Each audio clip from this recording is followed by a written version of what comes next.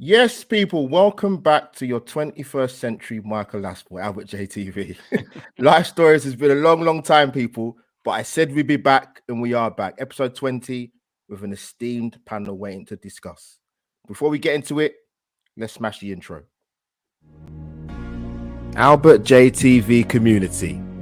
It has been a long time coming, but Life Stories is back. Joining me for episode 20 and for their time in the hot seat will be at LL Cool James 91, at Dawsey 2801 and at Ray_Cassim. Let the talking commence. Welcome back to Life Stories.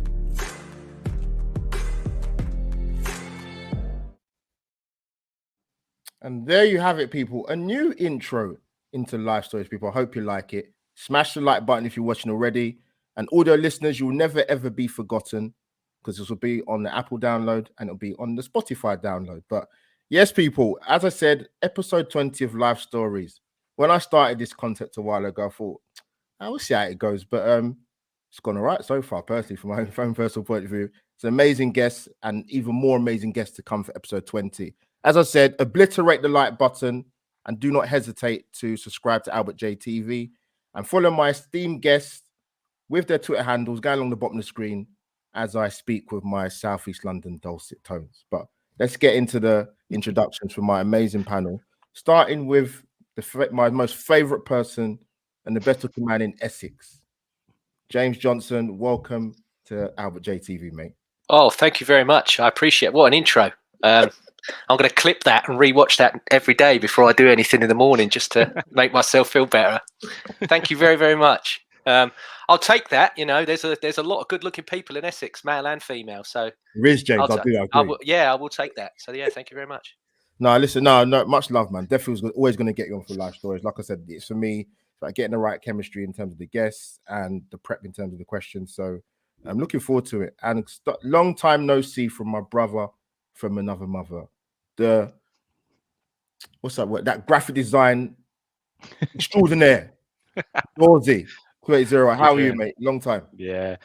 I've been looking forward to this, mate, for a long time, and I like this content because it's a bit more personal, isn't it? And it's you get to know people a bit more. But yeah, looking forward to it. Great panel of guests, and yeah, appreciate you having me on. That intro puts a lot of pressure on people. You know that when you see some of the faces of the guests you've had on here, it's like, all right, no pressure. No pressure. No. Yeah, that'd be good. It'd be good. There's some good questions to get some meat off the bones, man. And last but not least, I've renamed this guy about 55 different million names. He laughs at me all the time. I called him Ray Cassim, Rassim, Raymond Van Blanc. I don't know where I got that from, but it just came out of the mouth naturally. Plenty of voice notes, me and Ray exchanged. Ray, welcome to Life Stories. Glad to get you on. How you been? Yeah, I'm great, mate. Thank you so much for having me. As Dawsey said, you've had some real big hitters on this little series. So a lot to live up to. We will do our very best. I absolutely love James. I think he's been brilliant. I've listened to him for years. Dawsey, I've just come across you, mate. Your graphics and your shirts and everything. How they're elite, mate. So yeah, the imposter syndrome's kicking in a little bit now, but it's all good. It's all good. Yeah, it's at this point I realise I'm just a passionate Arsenal fan that has an office job, and I'm here. So it is what it is. Same as all of us. Big up to my esteemed panel. Now, I'm going to go to the chat very quickly because, as you know, people watching this live and my esteemed guests, and when they watch it back, my YouTube Tottenham wife has appeared in the chat. Oh. Holly Agambar, I love you and I hate you, but it's fine. It's like me and Amanda. Holly's, but apart from the club she supports, she's an amazing content creator. I love her to pieces. She's an amazing person. And thank you for tuning in. There's some juicy questions. Holly's obviously been part of this process as well. Had her and Everton Rose on a long time ago. Great show. And big up Arsenal and Light and chat as well. JC, what's happening, brother? My brother from Swansea, man. Let's get into it. I'm going to kick off with LL Cool James. The most important question I ask my guests when they first come onto this segment is your Arsenal story, my friend. Why Arsenal? Your influences and your earliest memories. # where it all began. Right. So it's very, very simple. So it's family. My father introduced me but it was generational, dating back to, I believe, 1930 or so from his Wow. family. And it was living and grow. I didn't live or grow up in the area, as you mentioned. Essex man, born and bred. But father took me over there, and it just grew and grew from there. My first game was May the 8th, 1996. It was Paul Merson's testimonial. Warmers. It was Arsenal 11 versus a World 11. And do you know what that game's most famous for? Does anyone here know? Surprise! One of you might. I thought Dorsey might have a stab. That game is famous because Glenn Hoddle and Paul Gascoigne played for Arsenal, so they both wore Arsenal tops that day. They were both in the Arsenal. They both played for Arsenal. Holly, you hear that? Yeah. It's a very. That's it. That exact shirt. They play. Yeah. It's a very, very famous picture of Gazza with his arm round Merson from that day. But yeah, that was my first one. And then you talk about earliest memories from there. First full season as a season ticket holder with my dad. Everyone makes me feel old now. Don't worry. I get tired grating cheese. That's just how it is. It's just life. Just life now. But yeah, I was a season. No, I haven't. No. It actually happened. I was there. First full season's obviously 97, 98 double winning season. And then my earliest memories were just watching us play such good football from a young age. Yeah, I was quite lucky. I think 96, when I went to that testimonial, George Graham had just been sacked and they presented the 71 team. I think it was the 25th anniversary of the 71 double winning team. And he actually come out and the crowd went mental for George Graham. And he basically looked up at the Hillwoods and what have you, just to be like, see, they still love me here, even if you lot don't. And then it was the end of that era into Arsene Wenger that I saw. But the biggest one like that, I remember my birthday of that year, just after it, we played Chelsea away in the league and we beat them, I think it was 3-2. Nigel Winterburn scored an absolute screamer. I remember that. Yeah, Frank Leboeuf got sent off. But I remember just after that, I think we had a midweek game against West Ham and we beat them 4-0. Bergkamp scored, Overmars scored twice, and I think Ian Wright scored a penalty. But it was literally Mark Overmars, Ian Wright, Bergkamp, Petit, you name them. You list them all off. Just watching players like that in that season, culminating in going to Wembley and watching that as well. It's insane, mate. That's the best memories that I can. The first full season as a season ticket holder, obviously you're going with your dad, bonding with your dad, but to end up winning a double in your first year as well. He was like, I've got to keep taking him back because we've won a double now, so he's got to go with me all the time. No, good shot. You know what? Before I come to Dorsey, I know people talk about the Invincibles, but I've always said it, man. That 97-98 season, some of the football he played, mate, was scintillating. And we were chasing, actually, as well. Because United had about 3 or 4 games in hand. Like I think it's about... Bookies paid out, Albert. They said we weren't going to catch him. Yeah, they did. You're right, exactly. And so we did. But no, listen, great season. But now, James, fantastic stuff, mate. Great stuff. When it comes to Dorsey, the floor is yours, mate. Give us your earliest memories, mate. So my story actually is a little bit different. It is family orientated, but my close family, I've got 2 older brothers. Neither of them liked football. Not interested. Oh, they were quite a bit older, so only interested in girls and mountain biking. That was it. That was all they was interested in. If you asked them what team they support, they would say Arsenal, but they couldn't name a player, couldn't name anything. It's just so that they said they supported a football team. My dad hated football. He hated all sports. So for me, my influences come from my auntie. Now she lived in Kilburn, which is North London. It's Northwest, kind of the other side, Northwest London. Yeah. And she was an Arsenal fan. And I used to go up there every now and again and used to stay with her. And it was season. So I'm a fair bit older than James, actually. And I remember she took me to Highbury. You don't look it, so don't worry. Well, I appreciate that. But I feel it sometimes. I do as well. Yeah, so she took me to Highbury when they had when they were doing the work on the clock end and had the mural up. I think it was 91, 92. And there was builders there. And I was like, look, come on, let me just poke my head in. Let me just have a quick look. And in the end, the builders actually let me in. They let me in the builders entrance. and I took an opportunity. I ran on the pitch and I ran out. I think I was on it for about 0.2 of a second, but it was incredible. And even in just that short space of time, what you feel from that stadium was just incredible. And the first game I ever went to, a lot of people don't believe me when I say this, but I went with a complete random guy that my mum knew. He worked for Shell and he had some tickets. So randomly, how old was I? 14, 15? Yeah.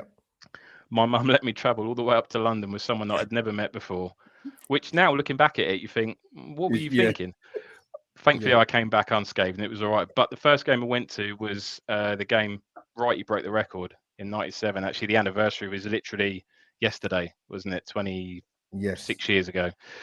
So yeah, the first game I went to was against Bolton in September. It was just from there really. That game, I think I was, like I said, I was only 15.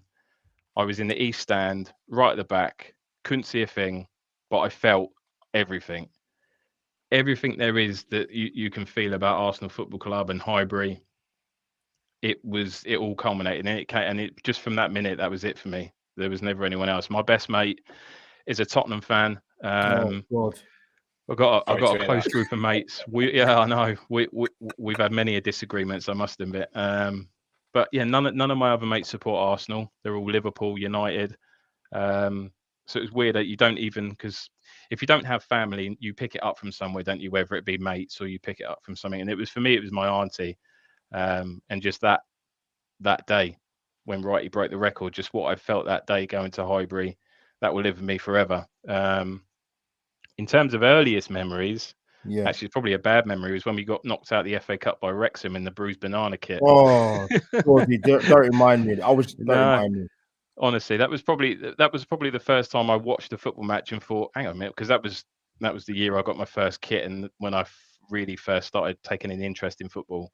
But that was my first memory, and it wasn't a good one. I kind of vaguely remember '89, but I was only 6, so young, I knew of it. I knew, but I couldn't grasp the significance of what we'd achieved that day. It's only looking back at it now, but yeah, that's me really. That's why Arsenal, and yeah, I've been stuck with it ever since, good and bad.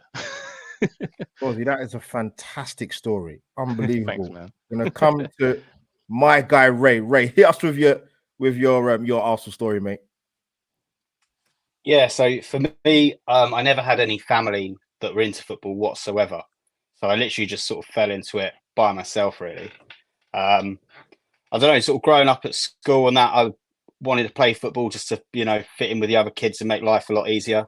I mean, my mum was into ballet and I thought I couldn't get into that because that would definitely not make school particularly great for me. So I thought, exactly. And I'm definitely not. 2 left feet, 100%, mate. But yeah, I thought I'd really try and sort of go down the football route. I mean, it's so popular, isn't it?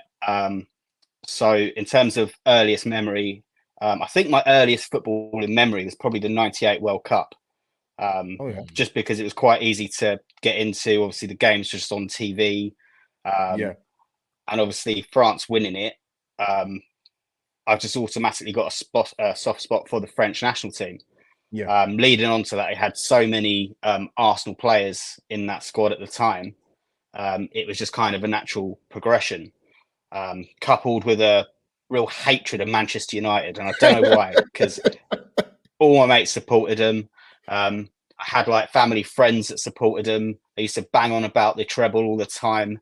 And even sort of as a 8-9-year-old kid, I just hated it. I just couldn't stand it. So in the end, I had to pick a football team. And because Arsenal were successful, they're always on TV.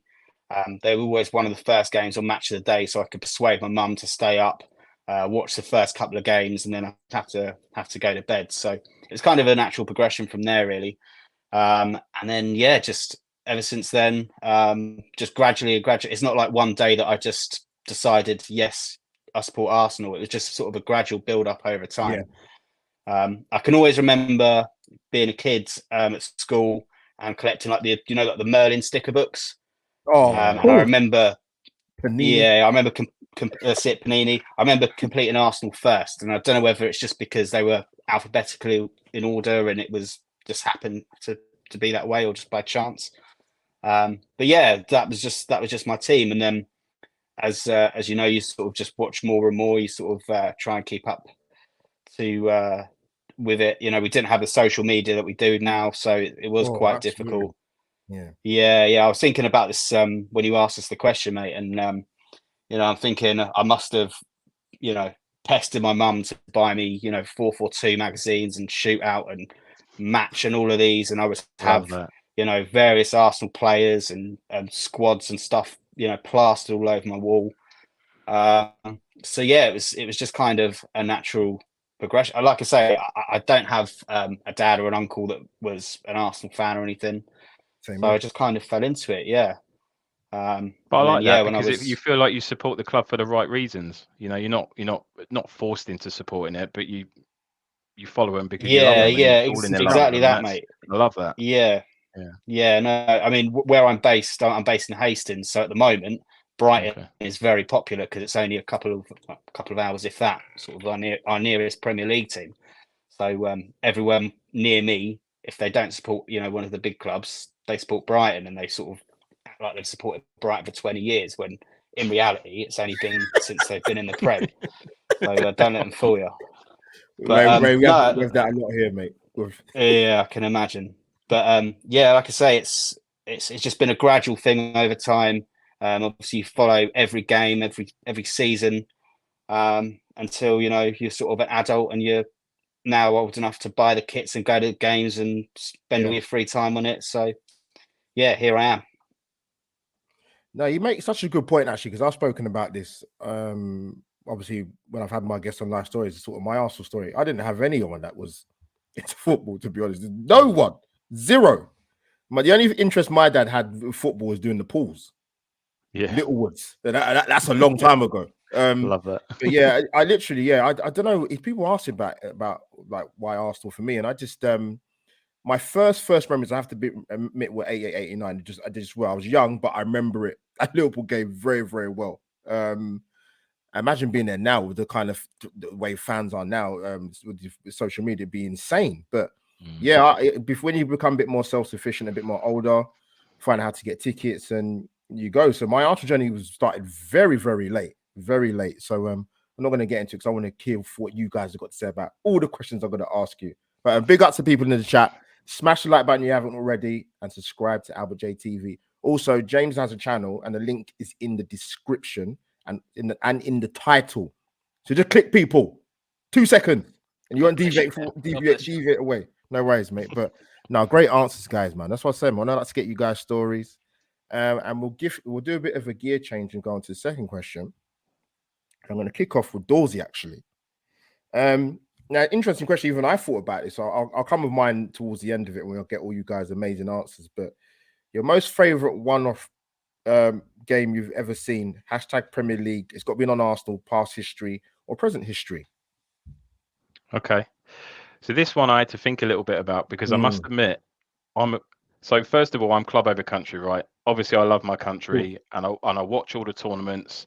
But the midweek friendlies, mate, honestly, just switch them off. It's coming to an end, It's done. Anyway, that's a whole nother podcast. That is. I'm not going to digress to international breaks. But so a long time ago, I did go to Anfield. I took one of in a previous relationship. She was from Liverpool. Yeah. So I'd got her tickets for her birthday, actually, and we went up and watched Liverpool versus Bolton.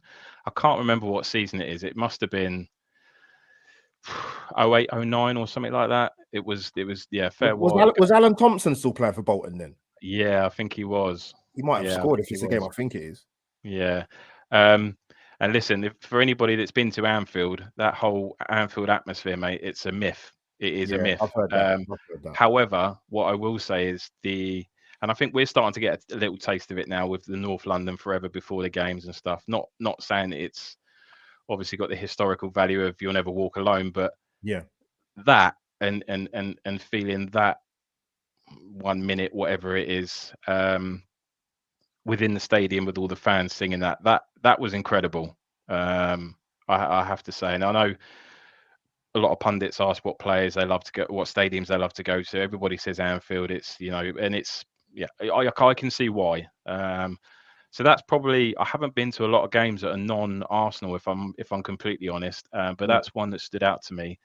Just a quick worthy mention. I did go to Old Trafford actually in 2006 for a Man United versus World 11 game.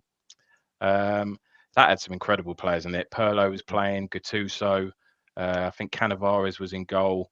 That was incredible. That was a really good experience. That watching some Ibrahimovic was playing. Yeah, some cracking players. But yeah, I think Anfield was probably the one that stood out to me. Just for the "You'll Never Walk Alone," not for the atmosphere after that, because it died pretty quickly. No worries. For a couple people in the chat, I will come to it eventually, but I want to get these guys' thoughts first before I start putting up some of them on the screen in the chat box. So big up to you though. Gonna come to Ray Kasim, or Rasim as I call him now. What's your thought? Listen, it's a question I thought about a lot. There's some games for me that were obvious games that I've seen in Premier League history, very obvious games, but everyone's different. But Ray, coming to you, what's your thoughts, man? Yeah, I struggled with this. I've narrowed it down to about 4 games. Go with the main one. The main one. Yeah. All right. If I'm being real, the one that gave me the most joy was actually last season. It was Newcastle United 6, Tottenham Hotspur 1. Nice. That's a great choice. And the reason I enjoyed it is because Spurs just absolutely just folded and they died within 20 minutes. And I honestly, I've never laughed at a football game, but I laughed at that one. It was comedy. There was drama, and it was just hopeless Spurs fans walking out of the grounds, spending all that time and money and effort to get up there, only to leave after 20. It was just amazing. And if I could have been in the home end for any one game, I would have paid some serious money to be in there, because I think it just would have been brilliant just having me on loan for one game. But I think it's that. But like I said, I really struggled because there are so many huge games in the Prem and so many that sort of mean different things. Hold on to those ones. We'll probably dissect over that with you, and a few people have mentioned a particular game in the chat, which we might talk about. Yeah, hold on to that. But no, good shout, Rad. I didn't expect that one, but it's a good shout considering what the actual game was and what the result was. Holly, if you're in the chat, still stay there and watch the whole show. Don't just get over it. But coming to my main man, James, let's hear what you got to say. What's your thoughts, my friend? Okay, so this is going to shock people because there's a lot of people in the chat. This is going to shock people that know me. And I am the world's most palest Italian. So everyone knows that I'm an Inter Milan fan. So this is what's going to shock people. It's 2007's Champions League, and it's AC Milan versus Man United in the second leg at the San Siro. Now, AC Milan go into this 3-2 down. They're 3-2 down from the home leg. And there's a whole thing now with social. Like I said earlier, I'm getting older now, so I'm trying. Trends are slipping me away. But there's this whole "I am him" thing online, or he is him, or whatever it is. Clarence Seedorf is my favourite footballer of all time. Fantastic player. This guy was in the twilight of his career. He should be dwindling. He batters Man United on his own this game. He scores. And then I think he set up one for Kaka, and I think Gilardino, whatever his name was, the guy scored the third one for them. But honestly, if you're a young person that likes football and you want to play midfield and you want to see one-man shows of a midfielder, YouTube, 2007 Champions League, I think it was the quarterfinal. Watch that. Watch Clarence Seedorf in this second leg. Honestly, it blew me away. Not just because he's my favourite footballer. Even if he wasn't my favourite footballer, he probably can still play now. This guy, all these soccer aids, he dominates everybody. He's still the best player in all these soccer aids and that now. He batters all of them. It's mental. The guy, honestly, like for power, pace, everything, like finesse in terms of passing the ball, one of the best I've ever seen, and that's why he's my favourite of all time. I just love him. Love him as a footballer. Great shouts. Kaká was insane in that game as well, wasn't he? Do you remember him doing pirouettes and stuff? I remember when he signed for Real Madrid, Ray. and just thinking, oh my God, Real Madrid have got him, they got Ronaldo, they got this one, and he was never the same. He was never the same when he went to Real Madrid. But what a player he was, unreal player. I just realised I misunderstood the question. I thought it was games. I thought it was games we'd been to. No. Just I thought it was only Premier League games. So yeah. Torzy, have a quick thing because I'm going to come up with a few because people mentioned in the chat. So I'm going to come back to you, mate. Geeks of the Muckleby has touched on Liverpool versus Newcastle. Now there was 2 4-3s in successive seasons. The first one, obviously, 95-96 in April. The famous shot of, I remember it, Barnes to Barnes to Rush to Collymore, or it was Barnes back to Collymore, and Collymore smashes it in, and you just saw the pictures of Dalglish just sunk at the touchline because it was an incredible game. I didn't watch it live, but I remember watching it on.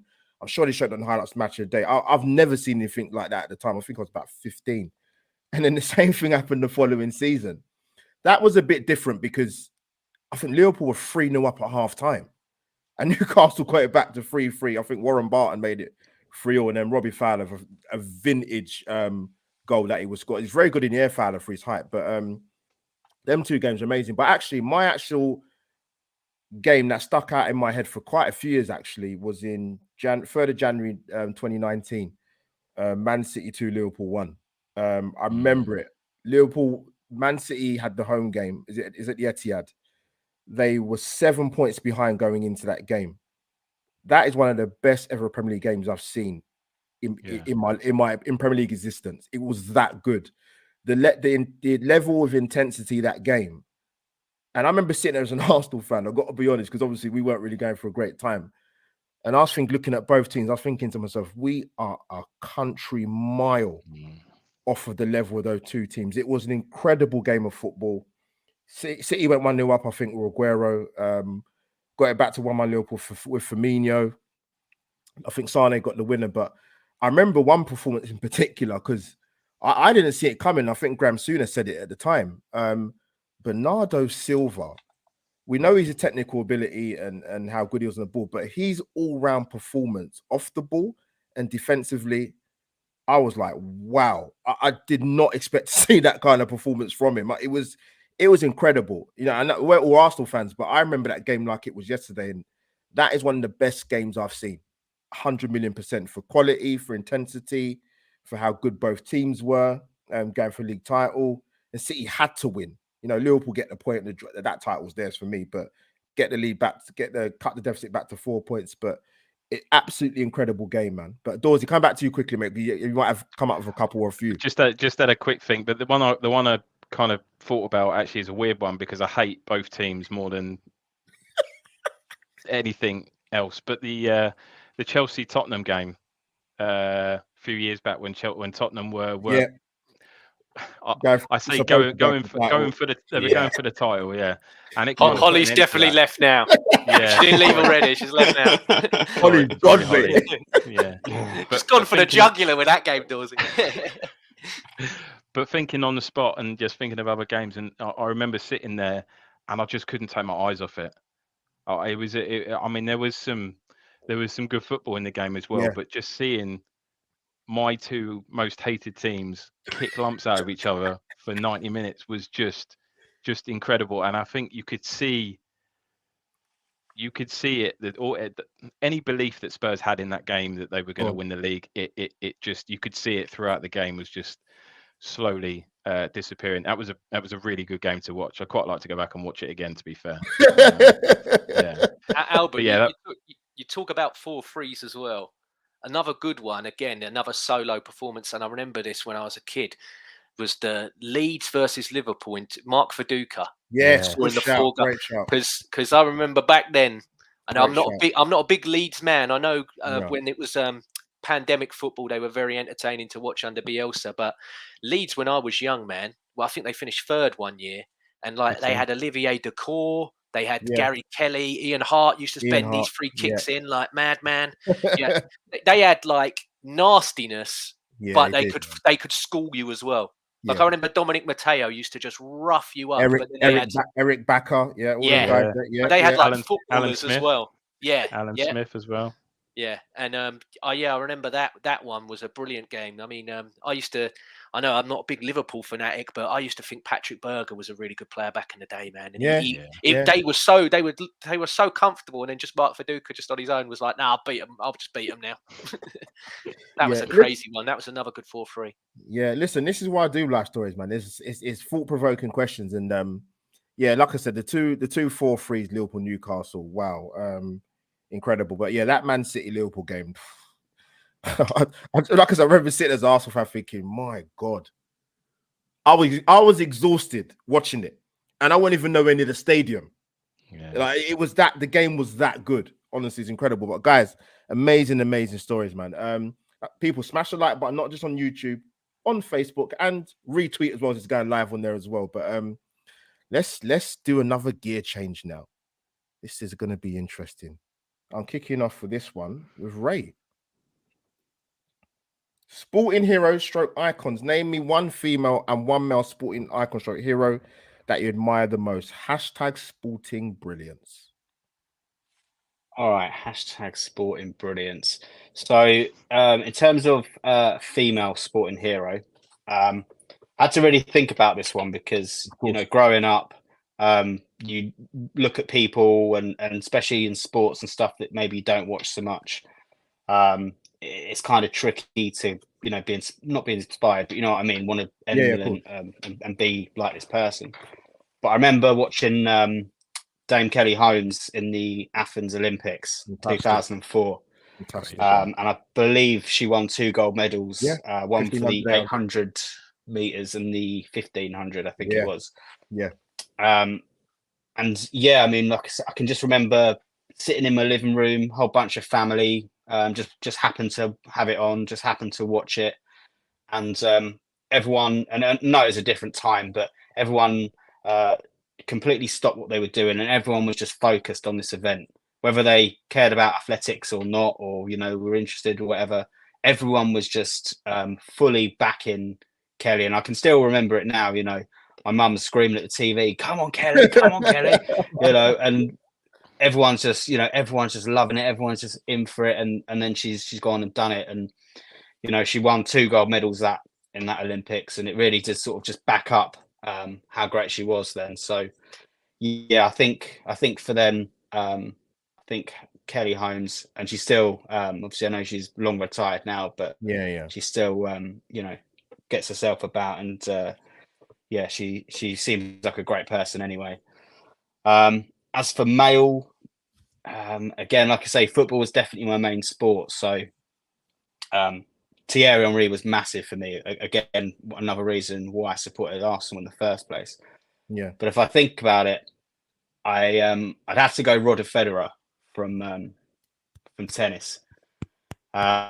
Just absolute class. Like this guy, come in, absolutely cleaned up the Grand Slam. Sorry, absolutely dominated Wimbledon. A tournament that I always watch religiously, and I can remember sitting and watching Tim Henman every year.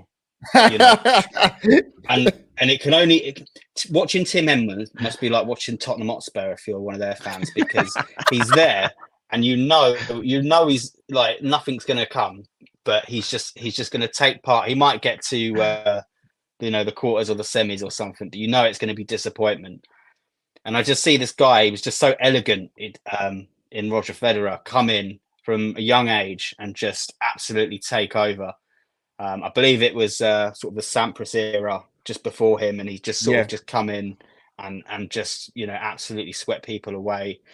Some of the matches he had with Nadal and Murray and Djokovic in the end, absolute classics. He's got the same birthday as me as well. We're not the same age. We're not the same age, but yeah, we share that at least. And yeah, I just think he's an absolute class act.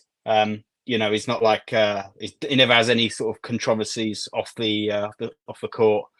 He's an absolute, you know, just brilliant person, brilliant role model. And yeah, I think I certainly got myself a tennis racket and had a few tennis classes because of that man. And yeah, unfortunately for me, that never paid off. But yeah, I'd say Roger Federer.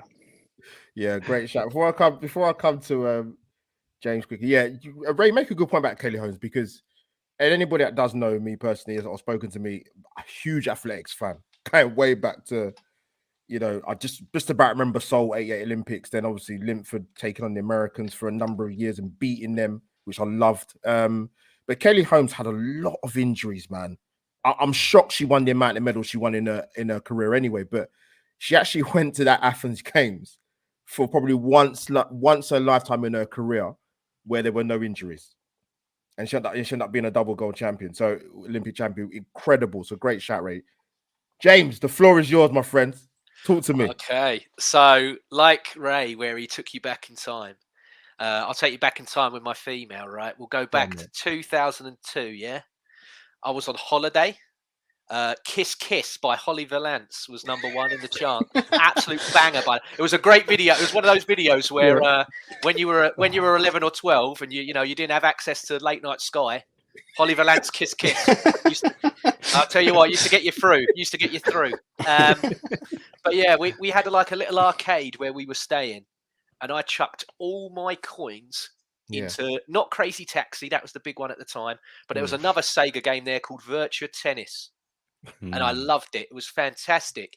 But there was a woman that was on this game, Virtua Tennis, called Serena Williams.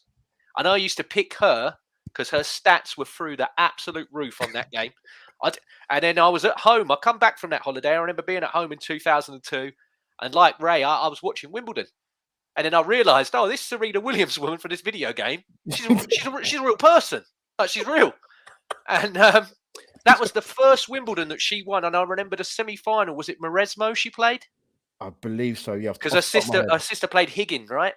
Yeah, I'd have to Google that quickly. Yeah. And I just remember, I just remember being in absolute awe of this woman, just thinking, wow, like she's just as good as what I thought she was on the video game in real life. And it was just, and then to play her sister, and for it to be that like just obviously I got a brother, so our sibling, right? We don't really have one. We're just quite, we're one of those where if he's doing well, I'm happy for him. If I'm doing well, he's happy for me. But if, we've had a few where we've had, the Nintendo Wii back in the day on the bowling and that, it used to get a bit feisty. But to play your sister at high level sport, and final, it was intense. It was intense. Like, and I'll tell you what, I think, what was it in the end? Was it 5-time end of the year world #1? Yeah. 23 Grand Slams, the second best of all time. Yeah, got to give the flowers to Serena, man. What a woman. No, great shout. Yeah. How about male as well, or shall I come back to that one? Male, I'll try and do it as quick as I can again. Go on, it's up to you, mate. So male for me, I love my pugilism, Albert. I love a bit of pugilism, and I got to go with Michael Bisping from the UFC. Right? He won the Ultimate Fighter. He was the first British / I like to say English fighter to win a championship in the UFC. Yeah. And he's a UFC Hall of Famer. Now, in 2013, Michael Bisping fought a guy called Vitor Belfort. Yeah. He was up to his eyelids in TRT, steroid. If you asked him to go in the cup, he'd have melted it. That's how much this guy was on. If you think you've seen steroids and peds, seriously, watch Vitor Belfort in 2013. Fight Michael Bisping. Michael Bisping lost, and he ended up with bad vision in one of his eyes. I can't remember which one it was, but he actually, in the end, lost his eye due to this damage. Right? Got a glass eye, Yes. Yeah. Oh, wow. But he kept that hidden the whole time that he was in the UFC, so he could carry on fighting. And he used to mesmerize the Snellen test before every fight. So when you go get your eyes done and all the letter, he mesmerized what letters were in each, because he could only see out the one eye. And from that, he goes and wins the title on 17 days' notice against a guy that already beat him, Luke Rockhold. Wow! It was just, since the first time he lost to Rockhold, he had 5 fights. That is the most, other than a footballer and an Arsenal player, that I think I've ever been behind an athlete in anything in my life, Albert. This 5-fight run, he beat Anderson Silva, which was the GOAT of the middleweight division at the time. And then at the end of it, he had a fight with GSP, who I think is the greatest UFC fighter ever. because he's one of the only ones that's never really. He might have been on them, but he never popped for. There's tainted with all the others because of him. And Michael Bisping are always two of my favourites because they never popped for anything. They never cheated. And yeah, he went 3 rounds with GSP and lost, but to go 3 rounds with GSP and still win, man. To not lose within those 3 rounds until the end. And he went out on his shield as well. Never tapped out. He let him strangle the life out of him like a real man. I got all the respect in the world for Michael Bisping, man. James, absolute class. Listen, this is why I do this content, man. It's to get you guys' views and what you see as excellence or your views about certain sports stars, female or male. And yeah, fantastic, James. Absolutely fantastic. And Dorsey, the floor is yours, my friend. Hit me with it. Yeah, so both unbelievable picks from both of the guys. So my female pick was actually mentioned by Barry earlier on in the comments. Oh, wow. Okay. Katie Taylor. Right. I'm quite a big boxing fan. Well, I was quite a big boxing fan until YouTube got involved. But again, another story. But Katie Taylor, I mean, what can you say that we don't already know? I mean, she's phenomenal. 18 gold medals across various different competitions. I think in the space of 10 years, between 2006 2016, 18 gold medals is just phenomenal. Yeah, 2-weight world champion, been world champion since 2017, and she's just, yeah, when you listen to her speak in her interviews, I mean, she's the most grounded person you could ever meet. She just comes across so well in all of her interviews, and yeah, and she just absolutely annihilates anybody that's put in front of her. I think she's absolutely phenomenal. Good shout, Dorothy. So the male one I struggled with because I'm a big golf fan, but I'm also a big F1 fan, and I think it's fairly obvious who the two goats are in both of those different categories. But in the end, I had to go with Sir Lewis Hamilton. I think that guy, when you listen to his story, there's a lot of people, especially F1 nowadays, that get brought up. And I listened to an interview recently with Lando Norris, and he come through a very privileged background and managed to get into Formula One, having the best go-karting equipment, having the best this, and this, and was able to progress fairly quickly. But if you know anything about Lewis's story, then it couldn't have been any different. I think his dad had 4 jobs at one point just to pay for fuel for his go-kart, for tires for the go-kart, did everything he could for Lewis to be able to race week in, week out.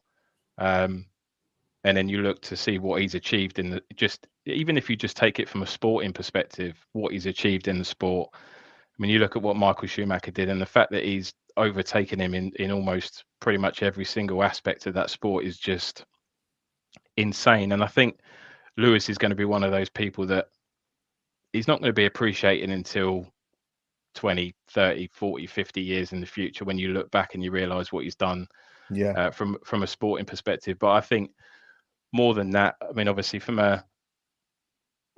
he talks a lot obviously about diversity and the lack of it in Formula One, coming up through the ranks in go-karting and through Formula racing, and being the only child of any color coming through the sport, and what he's done in the last probably 10 years, and what he's fought for within the sport.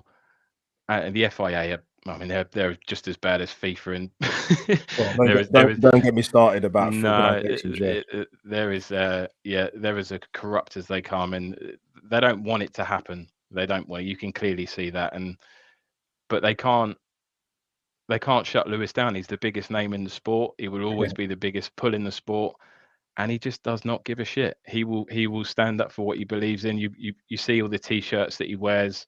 When Black Lives Matter was kind of at its peak, they were telling him not to wear the T-shirts. And what he stands for as a human being is just, it outweighs everything he's done from a sporting perspective. But when you tie in what he's done in his field and what he does outside of the sport as well, is just incredible.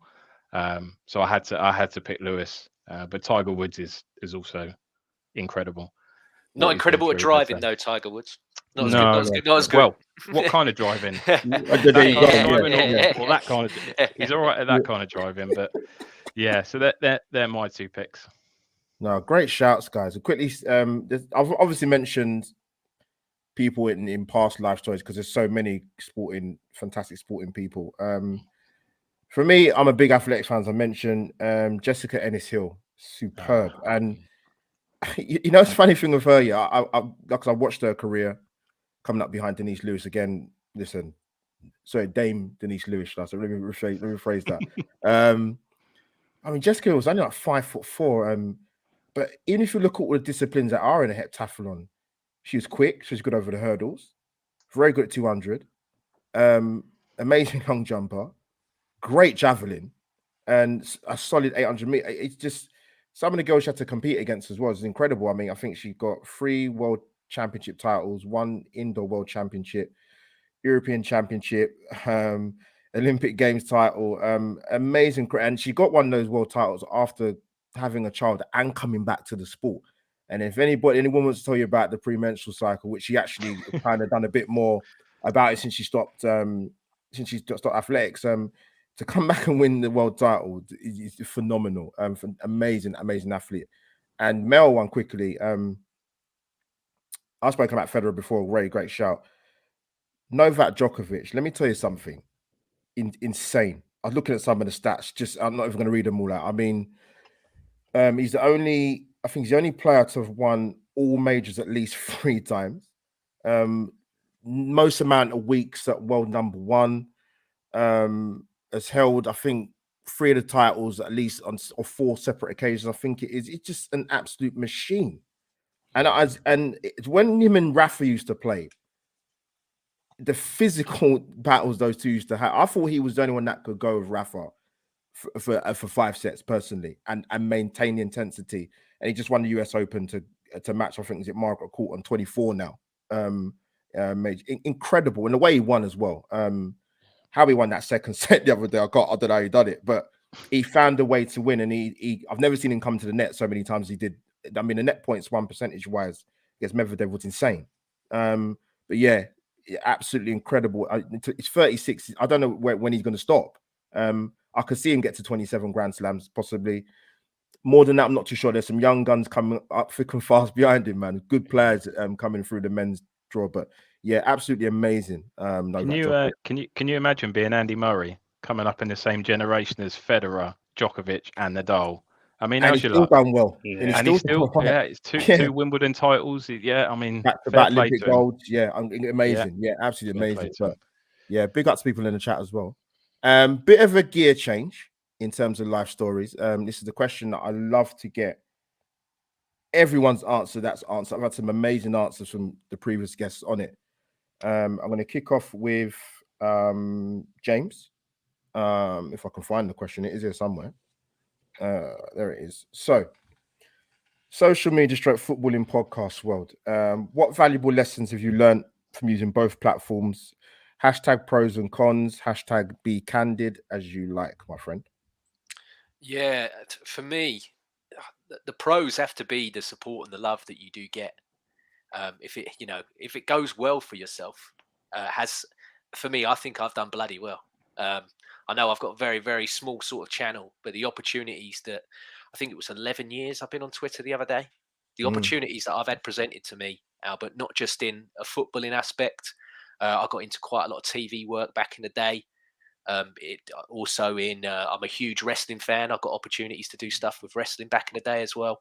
So I would never have thought that I would get these chances if it wasn't for certain individuals that obviously watch what I say and enjoy what I'm doing. And it to me, it still baffles me that there are people that take time out of their day to actually sit and listen to what I've got to say or watch what I've got to say. I've always thought I'm a bit of an idiot, Albert. I never thought that. Not as in like that, but you know what I mean. Don't be so preposterous, James. It's just it's still and it's absolutely humbling, and you get certain moments, Albert, especially along the way. There's been people that are sadly no longer with us. There's people that have been going through things. I won't name names, but I've had people in the past. They've had surgeries that have gone wrong and have ended up paralyzed, and have said that the only thing that kept them through the whole time after being told that they're never going to whoop was that they listened to one of our podcasts in the hospital that we did. And and I hate beating the drum because I say it normally all the time now, but you've had similar as well. Losing my mother. We'll touch on that. Yeah. Well, losing my mother, Albert. Yeah. I had people from God knows where in the world messaging me saying, "I'm so sorry." Didn't have to do that. They don't know me from never met me. They only know me obviously from hearing my voice or seeing the long hair and the beard. And it's just absolutely sensational. And I'll just quickly go on it. The cons are it's very, very congested, Albert. And I sometimes feel that there's a lot of people that don't do it for the right reasons or the right intentions, because they've seen what's going on, and they think, I can do that, then I can get monetized, and I can go here and I can do, and they can do it straight away. It's not that easy. It's not that easy. Trust me, it's hard. But the main thing I can recommend to anybody that wants to do it or feels like doing it is be consistent, but also be real, because your authenticity will stand out. Yeah. If you sit there thinking, should I say what people want to hear, or should I say what I think? Always say what you think. Yeah. Because people they'll be like, people pleaser. People see through it. They really, really see through it. And you won't get you won't get anywhere just touting the same opinion that's being touted elsewhere. Just be yourself and be as authentic as possible, and you'll succeed, because there's people like yourselves. We've all got different kinds of journeys on both platforms. Absolutely. But yeah. But we're all here, and we've all had some varying degree of success at what we've done. So that's all I can say, man. Yeah. What I will do when I come to my monologue towards the end, if you guys think of anything, just pop it in the private chat, and I'll definitely come back to you, because it's quite an emotive subject for me personally. And I'm very happy to talk about it. Trust me. So no, James, thank you for that, man. Dorsey, I know you don't have a channel, but you're an amazing graphic designer, and you have to use social media as a tool to help get your voice out there and get your work out there. But how have you? I know you've done obviously come on podcasts as well. So again, how do you sort of branch this question? How do you sort of answer it? It's a weird one for me, because I'm not on Facebook. I do have Instagram. I don't use it. I can't even remember the last time I even looked at it. I TikTok, Snapchat, all of that sort of stuff. I'm not interested in any of that. And I think really Twitter was the only. I've got a very close group of mates, and we all love football, but we all love it to various different degrees. And I love my football club a lot more than my mates love theirs. And we all love football, but yeah, for me it's different. And we've got a group chat. We chat about different stuff, but for me, Twitter was like it just started as a way for me to be able to speak to fellow Arsenal fans. That was it. That's all it started for. It was the only reason I got into it. And I think at the time when I joined, I think I've been on Twitter for, similar to James, probably 11, 12 years or something silly. And it was really just to watch what the club was doing, watch what the players were doing. And by doing that, you start to get to speak to different people. And it's probably only the last 4 or 5 years my Twitter has started to grow. In lockdown, I decided I wanted to teach myself how to do the basic graphic design stuff. So I kind of started doing that, and similar to James, I was lucky enough to get some opportunities to do bits for various different people, and I've done stuff for people's YouTube channels. Whatever you think about Matt Le Tissier, and I think exactly the same as you do, but I did a design for Matt Le Tissier, and he signed them, and he was giving them away. I think this was before he decided he wanted to be divided. But yeah, I did that, and there was some other stuff. When the AC Memento stuff kicked off, I did some bits for them with the World Cup and the match worn shirt. So yeah, there were some opportunities that came out of that from a graphic design perspective, and then also in lockdown, I started to take these things a little bit more seriously, and kind of, I was always an Arsenal shirt collector, because I think I've got quite severe OCD, and I used to get every birthday, my nan would buy me the home for my birthday, the away for Christmas. So every year I'd end up with both kits. And then it got to a point where I was like, when I started earning my own money and I could afford to buy them, and I was like, well, I can't have gaps now, can I? Now I've got to have every shirt. I can't have one.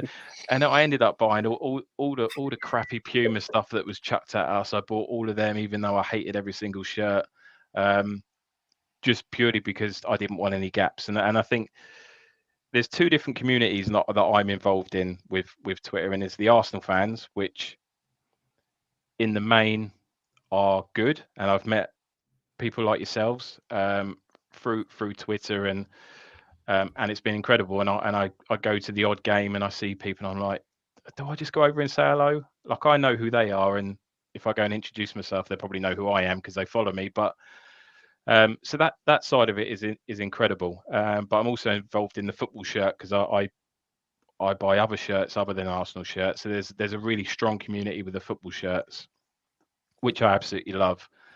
And I think all of that sort of stuff is brilliant. I've met people that I would never in a million years have ever met before through Twitter. And even though it's the only channel I use, it's probably the only one I'll ever stick with. I keep threatening to create a YouTube channel, but just don't think I'm all right doing this, and I'm all right. People asking me questions and I can answer them, but whether I can do what you do, Albert, is a whole different ball game. I sit there on my phone and try and practice little intros. I'm like, nah, fuck this. I am not doing that. I'll stick to being a guest. But yeah, the downsides of social media are. Oh, one other point is point that James mentioned. I know, Albert, you know as well, but I recently lost my mum as well, and I'm quite a private guy. I don't my Twitter is used for Arsenal and football shirts. That's it predominantly.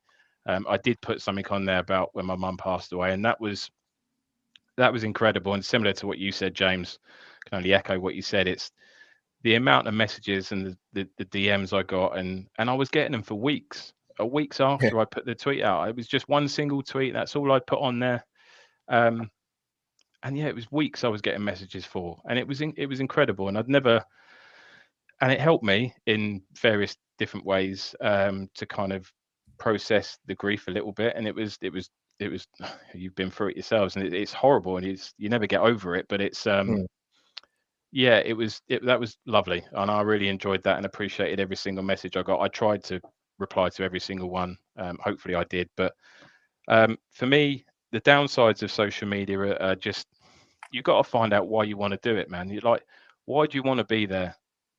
And it's similar to what James said. You've got to be on it and got to be involved for the right reasons. If you're just trying to feed off other people, and there's a couple of people in the shirt community that I'm aware of that do nothing but screw other people over by buying shirts and then selling them for double the price. And I've very, very close quite a few times come off Twitter every time I go to deactivate. And I'm like, well, there's all these other people that I've met that I just think I've got to hold that close rather than just letting these other people kind of push me off it. But it's a difficult one to manage. You've got to be on it for the right reasons. And I think like James said, if you're not, your life on that social media is going to be short-lived, because you will get found out very, very quickly. And Albert, we've spoken about this through a few different people about different reasons, and it always comes to fruition. They always get found out, and then you'll never see them again. And I guess that's the good side of it as well. But I think social media is brilliant if used the right way and you're on it for the right reasons. Then you get to meet amazing people like you boys, and what could be better? No, I appreciate it, man. What could be better? Great words, Paul. Great words. Ray Kasim, hit me with it, man. Tell me your thoughts, man. I know obviously you don't have your channel, but you've burst onto the scene, man. You've podcast, come on my channel a few times. Mika Richards. Yes, man. So Big Ray. You don't have a channel, but you're prominent on social media. even before you knew any of us. And yeah, obviously you've been doing a podcasting for a little bit now in terms of a guest. So yeah, what's your sort of take on the question posed in regards to this? Yeah, I mean, I guess I kind of will have a different experience to you guys because you're very much on it. You're creators in one word or another, whereas I'm more of a consumer. I'm always absolutely honoured and humbled when anyone invites me on. I know both Albert, you've had me on loads of times now, and James, you've had me on your channel as well. So it's always incredibly humbling to get invited.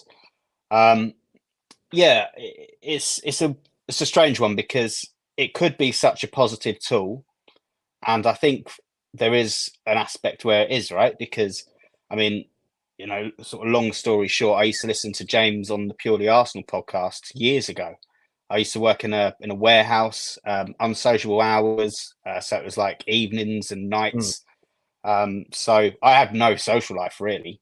And I loved Arsenal Football Club, but I had no social life. I had, I worked on the weekend, so I couldn't really see the games. Yeah. I couldn't really chat with my mates after the games. My mates have all, support different teams anyway, but they've all gone off. They've gone to new towns, new cities. They've got partners, babies, mortgages, whatever. They don't want to listen to me, talk about how, Wenger stayed too long, or how I don't know, we've given Walcott a new contract, or do you know what I mean? Yeah. But I found a space where people like me would talk about this sort of stuff, and I could just put it in my headphones in or headphone in, because I wasn't allowed two in at that time. And I had a headphone in, and I was listening to people like myself talk about the club and the sport I love. And yeah, like I say, that must have been 6-7 years ago now, and like I say, I've just been almost a junkie for Arsenal podcasts ever since. I can remember being in the Tollington. I think the first time I met you, James, just hearing your voice, like I only sort of had you on audio, so I didn't really know what you looked like, to be fair. But Apologies. Yeah. But beautiful sight. It was a beautiful sight. Thank God Melvin was there to soften the blow. Like, Will Melvin, get Melvin in there. Yeah. You can't yell at Melvin. You can hate me, but you can't hate Melvin. He's one of them people. No, you're all right. You're all right. I mean, like I said, I knew Melvin as well. I knew his name. I could recognise his voice. I recognised your voice straight away. I mean, the first time I met Albert was in the Hippodrome for it was a live podcast, wasn't it? With judges and Highbury Squad and Tom Canton and the likes and Sinew. So that's it. So, and the whole reason I got on that, so I had a Twitter account. I used to have it like probably about 10 years ago, and then I just packed it in, and I remember this day. It was deadline day. I believe it was 2015 when we only signed Petr Cech that summer, and I was on Twitter every day. Like, my spare time was just on Twitter, scrolling, right, who Arsenal bringing in, where's this world-class striker, where's this DM, and literally nothing. And I was so angry, I just disabled my account and deleted it. And that was, I probably didn't have Twitter for about 8 years. And then I saw that this event was happening, and like I say, I'm a big fan, if that's what we want to call it, of the podcasts, and I really wanted to get involved, really wanted to come down and watch it. But they said, in order to get tickets or to be invited, you've got to DM us on Twitter. So, okay, right, I'll have to make an account. So I did. So that was a couple of years ago, so I haven't even had that for very long. And yeah, like I say, through it, and you have to put yourself out there, and you have to, as you said, if you're a nice person, I'd like to think that if you're a nice person and you put yourself out there, nice things can come back. You do get a lot of other stuff as well, but if you're able to filter that out, then it can be an amazing tool. It's a bit like VAR, in my opinion. You could argue that the technology's crap or whatever, but it's the people that run it or use it, they're the real problem. I have a rule on Twitter where if you have an Enzo Fernandez picture, if you have a Garnacho picture, Bruno Fernandes, Dele Alli, Richarlison, and there's one other one, but I will just mute your account. Yeah. You could say Ray is the most handsome person I've ever laid eyes on, but I will mute you because if you have them as your profile, most of the time you talk absolute rubbish and I don't want to see it. Yeah. So yeah, it's like I say, my experience on it will be very different to yours, I'd imagine. And if I ever set up a YouTube account and start doing my own thing, then I'm sure what you guys say will probably hit home a bit more. But yeah, I think there are pros and cons, and like I say, as long as you use it to enhance what you do and don't live on it, then I think it can be a real positive. No, great stuff, Frank. People, big up to people in the chat. Let me give a quick monologue before, because this is, like I said, this is quite an emotive subject for me. So yeah, where do I start? So I'll start with the cons first, and I'll move on to the pros. I started my YouTube channel back in June 9th, to be precise, 2020. I only started it 2 months after Mum passed away. People had mentioned to me before about starting a channel, and it wasn't that I didn't want to do it or did want to do it. I just thought, I don't know, we'll see. Had bit of time to think. A lot was going on at the time. I think my big sister said to me, "Look, this is something you should try. Something you should really try and do." I had no networking history at all. I didn't know anyone. I'd been on the Twitter platform specifically for over 10 years. So I've been on there, but in terms of the YouTube football side of it, prominently the last more than 3 years now. But in terms of the cons, yeah, I'm a great believer in, particularly with the Twitter platform, don't use the term friendship very loosely. I've said that, I've had that conversation with a lot of people. Just because you go to have a pint with somebody at the toilet and all the pins doesn't make them your mate. Yeah. Absolutely not. I have a very small circle, as I have done, particularly in the last 3 years. I have private conversations, chats about anything, reality TV, love life. I told Ray some good stories. Trust me, you're cracking up. You're on the phone to me at midnight the other day, weren't we? I will. Yeah, look, I keep my circle very small, and whatever conversations you have, love life, politics, your favorite programs, football, whatever it may be. Keep your circle very, very small. Doesn't mean you can't collaborate with people, but like I said, don't use the term friendship very, very loosely. And I attribute that specifically when it comes to Twitter. I think with this question, you kind of you learn all the time as a content creator. There's different facets where, as Ray talked about being a consumer, I have a channel, but I also watch channels because I want to improve my channel. I want to see what's happening out there, and I like listening to content, whether that be through an audio platform or via YouTube. Two things I see, particularly with social media and the Twitter platform, and you could probably throw YouTube in that as well, is there's some very disingenuous people. And I heard this term, I didn't hear it until a few years ago. I think it was Max from Arse in Australia. And he mentioned, people talk about negativity in terms of Arsenal fans, but he also talks about toxic positivity.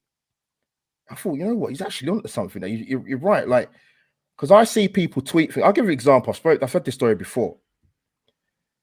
We played Palace at home in the Emirates to Vieira's first season, right? We drew 2-2. I think Lacazette scored the equalizer, but someone sent me a tweet from an account that tweeted at the time, Bamyang's amazing, best thing since sliced bread, love him so much. And the person said to me, if you actually looked at the tweet properly, I said, what do you mean? I said, look at the tweet properly. I looked at the time the tweet was sent, and I thought, hold on a minute, we was losing the game at that point. So my thing is, what is your aim what is your intention, your aim when you tweet? And what is the outcome you're looking for? Because I'm thinking, as a fan, you're watching the game, right? We're losing the game with 5 minutes to go. Why are you tweeting about Aubameyang's amazing? That makes no logical sense to me. What's the intention of doing that? Is it for likes? Is it for clickbait? Why would it be? We're losing. You're an Arsenal fan watching a game of football. Why is that so important? And when I talk about being disingenuous, I'll give you an example. The women's game's grown a lot. James, we had a conversation the other night where what you learn about this platform in particular and with Twitter is a lot of people like to indirectly tweet about you, but it comes back to you and you find out, because that's the way it works on the platform. There's a disingenuous, and what I mean by that, I'm going to give context. The women's game has grown. Now, I've said it before. My passion in terms of the women's football is more the international side of it. Followed it for years, going back to the days when Hope Powell was playing. And anybody knows who Hope Powell is. She was the manager of the Lionesses for 13 years, and I remember her when she was playing. So that goes back. That shows you the history of how long I followed the women's game. In terms of the Arsenal side of it, I'm quite new to it. Very new to it. So I'm not an expert. Let me make that very, very abundantly clear. But what I don't like to see is I've seen content creators who, you can do things for views and subscribers. That's not a problem. But if that's your sole purpose, then I have no time for you. And I've seen a few accounts, a few channels do that when it comes to the women's game, which for me is completely disingenuous. I don't really get it. So again, like I said, it's about what is your intention and what is your aim. As you guys in the panel know, and people that have heard me speak about it before, this is my platform. I'm very, very open book. I've seen the very dark side of this platform. And someone once said to me, if you're doing well, people will talk about you. If you're not doing well, they won't give a shit about you. I've been very, very lucky, and James was touching about having opportunities to have been on the same with Arsenal at the time many years ago, Hybrid Squad, Chronicles of Guna, Guna Talk TV, amazing opportunities at BBC London Radio with Aaron Paul, and obviously, you know, getting Tom White on my channel and obviously going on Sky Sports News, which was an incredible experience. But people that want to get into this don't ever feel that you should be penalized for being good at what you do. Don't let anybody ever tell you anything. Don't let any indirect tweets or people trying to throw you under the bus and sharing private conversations and chucking them out onto the social media platform. Because I speak to a lot of people that are not Arsenal fans where the same things happen to them. So it's about your intention and your aim and what you're trying to do. I'm no big time Charlie, trust me. I'm little OL, but with 1.16 subscribers.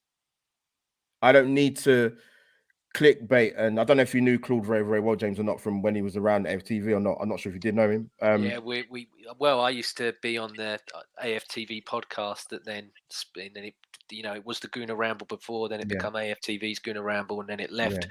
So yeah, I knew Claude quite well, and yeah, I mean, you know my story with AFTV. He's one of the he's one of the main ones, and yeah, I really regret how that turned out, because a lot of that could have been prevented.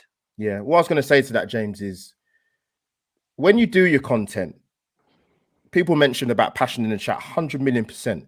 Do it for the right reasons. Get an A4 piece of paper, get a marker pen, get a Beryl pen, get a Sharpie, put ideas down.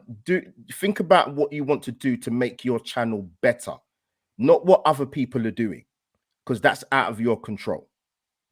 I mentioned about growth. Well, what I'll say before I move on to the last question, because I want to get you guys' thoughts, is I'm not one of them people. You will never find me doing content or picking beef. I mean, I know, for example, James, you'll know this as well, and you guys know it as well.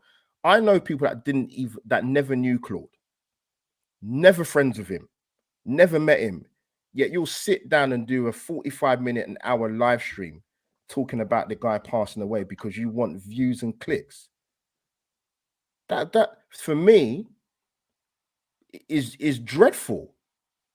Yeah. But that's the harsh reality of this platform, people. I'm not trying to scare people. It's just the truth.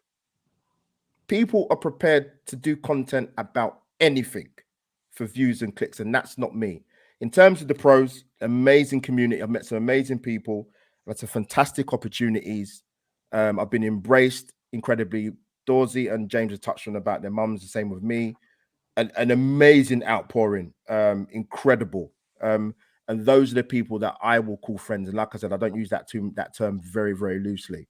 So for people that want to get into it, surround yourself with the right people, do your due diligence, and be authentic as you can be. And don't go down the beef route or the clickbait route. It is absolutely not worth it. Trust me. And that's all I have to say about that, people. But we move on. But great thoughts, people. I'd like to ask that question. Like I said, it's a very emotive subject for myself and many other people, to be fair. And people have different experiences. But the last question, Arsenal unsung hero. I'm going to kick off with Dorsey. Name me one ex-Arsenal player who we signed that you feel should get more recognition and plaudits. # round of applause. So Ray mentioned a little comment. He mentioned his name a bit earlier on, actually, about signing a new contract. I've gone for Theo Walcott. I'll explain why. Go on. We signed the guy at 16 years old, right? And he's come with the expectation that he's going to be one of the best players that the Premier League has ever seen. That's kind of, from what I remember, and the hype that kind of came around from him, that was kind of the impression I got. He obviously went to the World Cup very young, didn't play, came back, and I think in the long-term effects that affected him. But for me, any player that scores over 100 goals for our football club has done all right. Yeah, 108 goals and 80 assists in just under 400 games. So he's nearly got a goal or an assist every other game. And I think for me, he gets a lot of stick. I mean, I watched. I don't know whether anybody watched his interview with Gary Neville the other week about him retiring. Yeah, on his Overlap channel, and he's always come across as a good guy, Theo, and he's still with his childhood sweetheart. He's a good guy, and I think he gets a lot of stick from Arsenal fans because he didn't live up to that expectation. But I think when you look at it, that's not his fault. You know what I mean? He's had injuries. There are various different reasons why he never reached that potential. But I think, for anyone that scored over 100 goals, for me, has done enough to earn the respect of the fan base. And I mean, he scored 7 times against Tottenham, which just in itself, if he'd only scored 7 goals in his Arsenal career, I mean, that's enough in itself to become a legend. He scored that goal in the Champions League against he had that run, didn't he, against Liverpool at Anfield. Great. Oh, remember that Champions League when when he squared it to Adebayo. He come up with you got the old 2-0 thing as he was being stretchered off to the Spurs. Little moments like that, and I just think he gets a lot of stick for me, and I think a lot of it is unjust. I won't go into why, but I think Aaron Ramsey's probably in the same boat for me. Both of them two spent a long time at Arsenal. Ramsey went through a lot in his career to come back and do what he did after that injury is just phenomenal. And again, he probably played 400 games for Arsenal as well. So anyone that stays at the club that long, there's a reason they're at the club that long. You know what I mean? So I went for Theo Walcott. Got a lot of time for Theo. No, listen, man. This is what this show's about, man. You have your opinions, man. So fair play. I'm gonna come to James next. Same question to you, my friend. Yeah, I'm going to go, like I said earlier about the 97-98 season, right? I'm going to go with Alex Meninga. Nice. Good shout. Great shout. Great shout. Massive contribution to that double win. I think he got 6 consecutive clean sheets in the league when obviously he come in, which is a joint club record.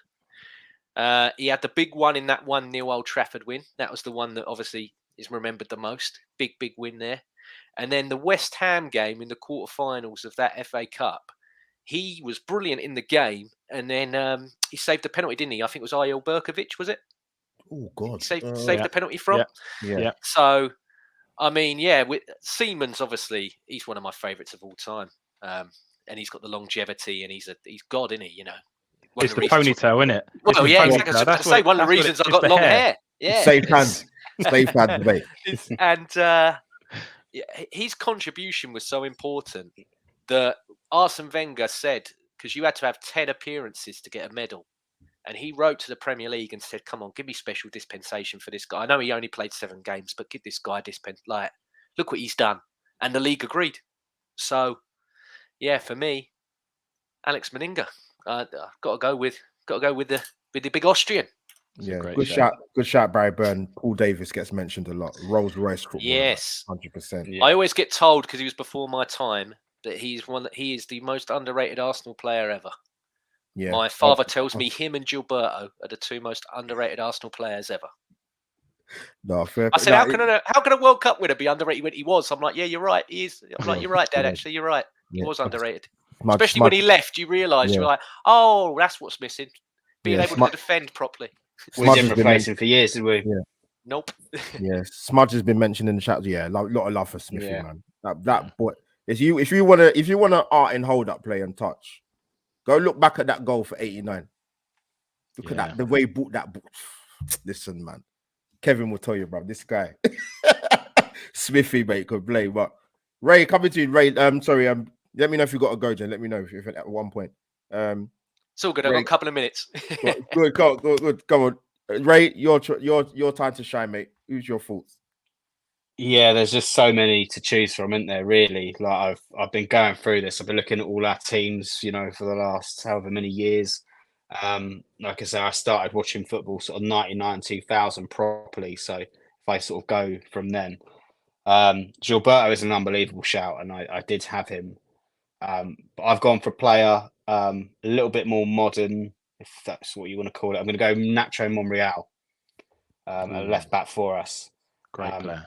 And I say him because I feel like his contribution for us was absolutely immense. He played for us for 8 seasons in total. And I know he had a couple of injuries in there, but whenever he played, I don't ever remember him having like below a 6 or 7 out of 10 game. I just feel like his contribution was massive. And when he left, I think we only sold him for about 250 grand or something, maybe even less than that. And obviously then we went into the Kolasinac era, and you could really see the difference. But he come up with some clutch moments as well. In 2017 when we won the FA Cup, people always talk about the FA Cups and they kind of just glaze over them a little bit. But Monreal scored 2 goals in that run-in to win that. He scored at Old Trafford, and he scored the equaliser against City in the semi-final. So for me, for what we paid for him, I think it was about 8 million quid. In football terms, is not really a lot, even back then. And yeah, I just think he was just quality for us. And when he left, ultimately, it wasn't a player that we were looking to ship out the door and wanted to get rid of. He just left, and I think it took a couple of seasons for us to get Kieran Tierney to get a player that was at a similar level. So yeah, he never gets talked about. It's always Ashley Cole, isn't it? And probably Zinchenko now. But yeah, I think what he gave us, I know it wasn't the best era for us, but I think what he did give us, I think he was quality. It was the game that Welbeck scored, wasn't it, as well, at Old Trafford? Was it? That was the game that was the one. Yeah. In that really weird Puma kit, but yeah. Oh, horrid. No, great shout. Mine quickly. I'll ask the question before, but we bought him from Mallorca. He was actually supposed to go to Roma, but the deal fell through. Lauren, love him, man. The lethal bizzle of football, man. Came to us as a midfielder, but I'll tell you what, he converted to right back, but I don't think he gets enough credit, man. I thought he was brilliant. And you know what? I didn't see too many fullbacks deal with Ryan Giggs very, very well in his career, but it is one fullback that did deal well with him and give him a good old kick here and there once in a while. Was Lauren, tough as nails, man. He was nasty as well. Yeah, he was, man. When he wanted to be, he was nasty. Yeah. So yeah, Lauren's mine, man. I think he deserves a lot more credit, considering he came as a midfielder, but got converted to right back. But yeah, didn't see too many wingers destroy him personally. Solid and good penalty taker, quality for Cameroon as well. So mind Lauren, man. But people, just very, very quickly. Isn't it weird how so many invincible players get underrated? You could throw Kolo Touré into that as well, and Gilberto that we've previously mentioned. All of those players. Even Freddie, to a certain degree, I don't think he gets the credit he deserves. Brilliant shout.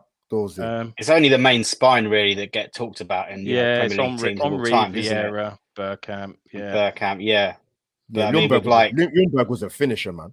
Mate, they all played their part in that achievement, and I love Freddie.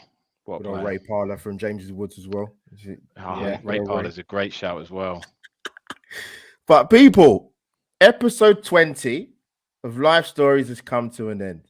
There's been a lot to dissect, a lot to talk about. I've had some amazing guests. Big up to the people in the chat. Obliterate the like button like I normally say. And if you don't know what to do by now, people, this is what you should do.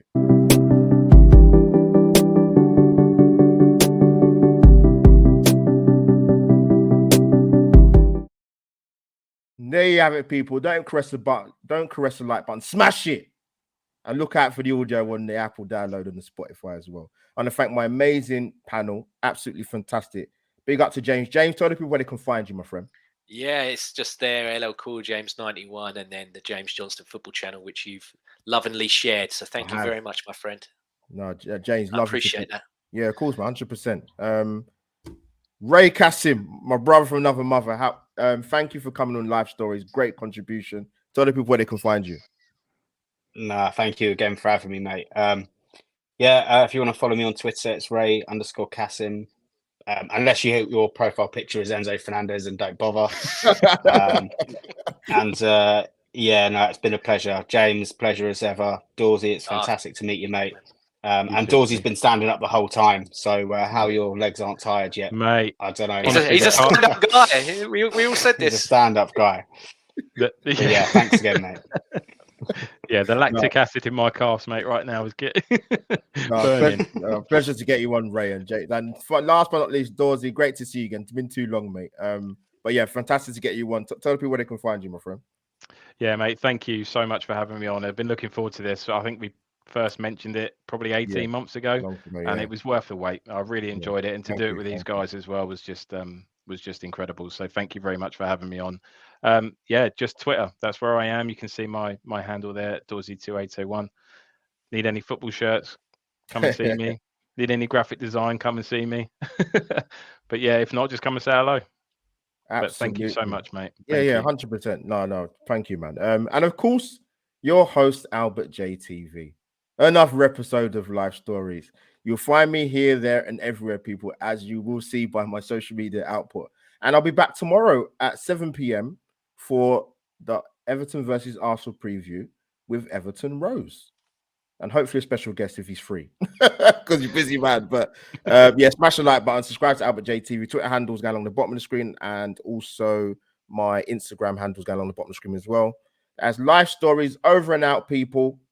We'll be back for episode 21 in the future. Take care.